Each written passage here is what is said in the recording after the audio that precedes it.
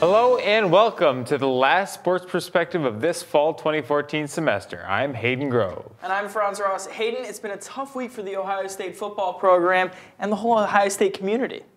That's right, Fran. Unfortunately, that's the case. It started with Noah Spence, who was declared permanently ineligible by the Big Ten, and ended with the tragic death of former walk-on defensive lineman Karageorge. But amidst it all, the Buckeyes took part in another edition of the game against the Wolverines, and we were there to see how Ohio State beat Michigan once again. A lot going on. We have a young man that's missing, Costa. Our prayers and thoughts for him and his family, and have him return home safe. And then obviously we lost a Heisman candidate today. It's not often that an Ohio State win against Michigan can be overshadowed, but that was the case on Saturday afternoon, as not one but two distractions have prevented the Buckeyes from fully enjoying the fruits of another big win.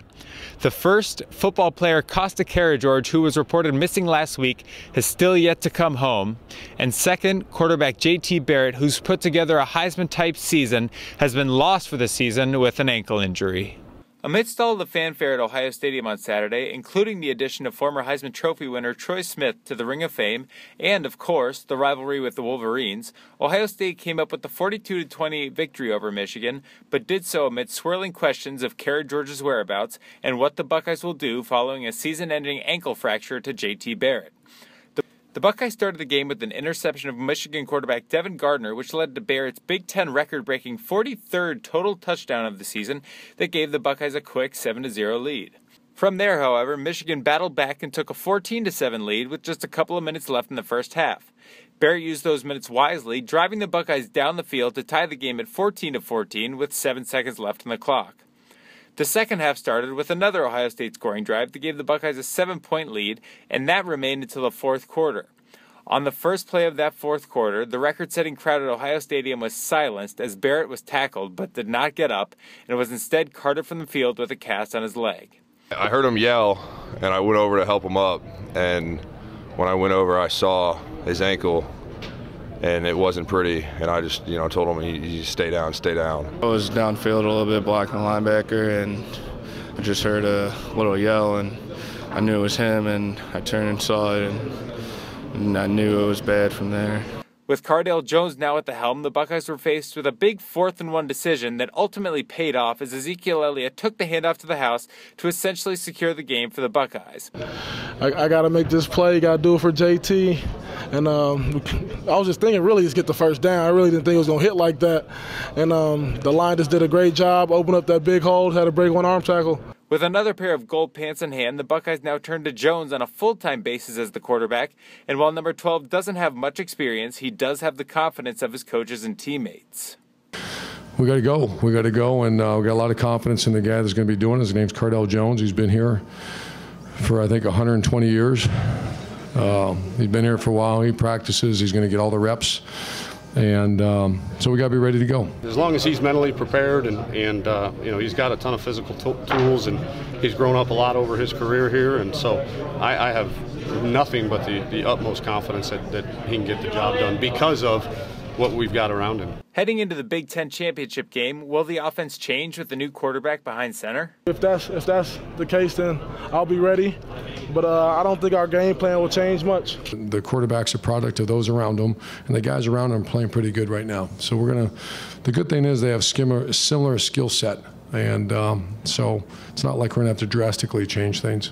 Changed offense or not, one thing that hasn't changed is the missing status of Karageorge, who the Buckeyes hope comes home safe and soon. I'm just nervous because football was really important to him. His family, his girlfriend, wrestling were really important to him. So hopefully he was somewhere watching this game. We got this one for him. I've become really good friends with him. Give him a lot of rides. We hang out a little bit, and just after hearing he was missing, it kind of hurts me. I just hope he's safe, and prayers out to his family for a safe return. I know there was a lot of prayers on the team because a lot of the guys are friends with Costa. He was only with us since August, so to say I knew him that well, I didn't know him that well, but I talked to his mom a few times, and we're just come home safe, man. With the regular season now finished, Karageorge Jones will lead the Buckeyes to Indianapolis, where they'll take part in the Big Ten championship game against the winner of the Minnesota-Wisconsin battle.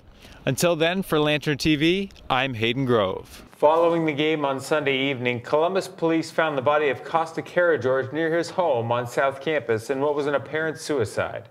As the Ohio State community mourned, I headed to the Woody Hayes Athletic Center to hear from Coach Meyer and the Buckeyes following the heartbreaking news.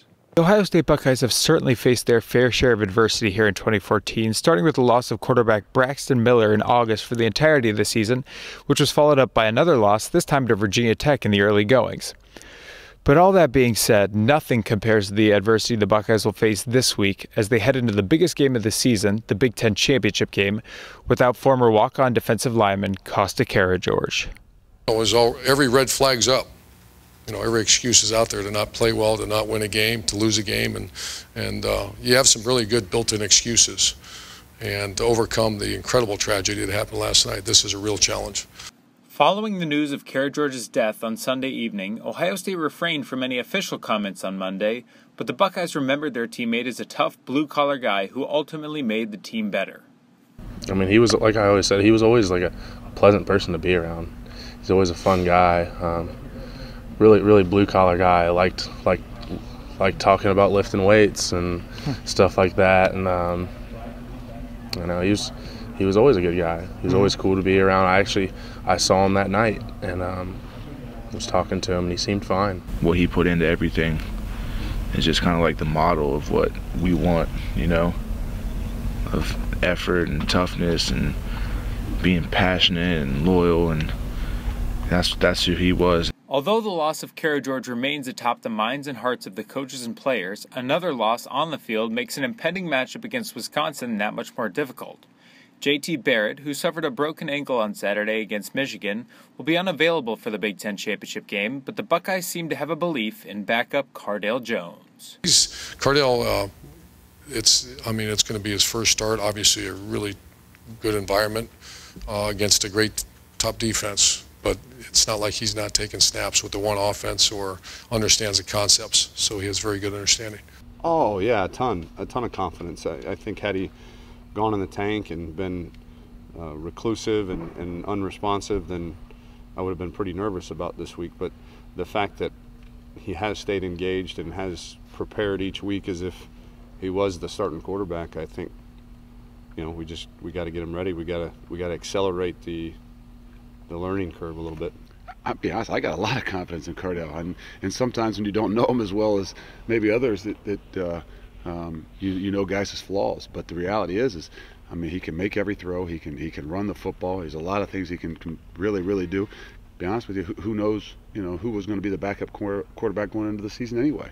While the Ohio State offense faces a tough transition at quarterback, the Silver Bullets on defense face maybe the toughest running attack they've seen in Melvin Gordon and the Badgers' offensive line. But defensive coordinator Luke Fickell has a plan. In order to stop a running game, you got to have great team defense. You got to surround the ball. You got to build a wall at the line of scrimmage. You got to swarm tackle, because not one guy is going to bring him down. There's going to be opportunities in the game where one man is going to have to bring him down in open space. And that's the difference between big plays and ones that are 6, 7, 8 yards. All in all, although the adversity the Buckeyes have faced over the past week will weigh heavily, the team believes it'll be ready to go come Saturday. He wouldn't want us to, go downhill from this. Like Coach wants us to win that game, and beat them and win a ring and get Coach a ring. He deserves it, because he's put in the work to deserve that. I'm just kind of think of, what would Coach want. And exactly, he wants a championship. The Buckeyes will look to win one for Costa this Saturday in the Big Ten championship game against Wisconsin at 8 p.m. from Lucas Oil Stadium in Indianapolis, Indiana. Until then, for Lantern TV, I'm Hayden Grove. As the football team continues their preparation for the Big Ten championship game against Wisconsin, the Ohio State basketball team will face their toughest test of the early season on Tuesday night as they take on the number 5 Louisville Cardinals at the KFC Yum Center as part of the ACC Big Ten Challenge. Head basketball coach Thad Matta spoke on Monday about the matchup. Most of these guys have played in high-powered games throughout the course of their lives, and you know, you hope that they just sort of lose themselves in the moment and realize, hey, the court's the same, the basket's the same, you got a job to do, just focus on your job. And I think that's probably the biggest thing that we talk about, is just, you know, zoning your mind in on what specific things you have to do and doing it well. With basketball and football in action, it's going to be another busy weekend in Ohio State athletics. On Friday, the women's volleyball team begins their run in the NCAA tournament against Lipscomb from Lexington, Kentucky at 5 p.m., while the men's hockey heads to Ann Arbor to take on the Wolverines. On Saturday, men's basketball hosts Colgate before the Big Ten Championship kicks off from Indianapolis. And on Sunday, Big Ten Freshman of the Week Kelsey Mitchell and the Ohio State women's basketball team host Winthrop at 2 p.m. Well, Franz, following another loss to Ohio State, Brady Hoke is out at Michigan as of today. He will no longer be the head coach. What is next for that program? Well, there have been two names circulating around that job in Michigan for the past few years, even before the Brady Hoke days into the Rich Rod era, and that's Les Miles, head coach of LSU, and Jim Harbaugh, head coach of the San Francisco 49ers. Now, Les Miles is a Michigan grad, went to school with the current interim AD, Jim Hackett, but LSU is one of the top programs in the country. I can't see him leaving that for kind of a program that's in shambles right now with the University of Michigan. Also, you have Jim Harbaugh. There's been a lot of talk that he will be fired from the San Francisco 49ers at the end of this season.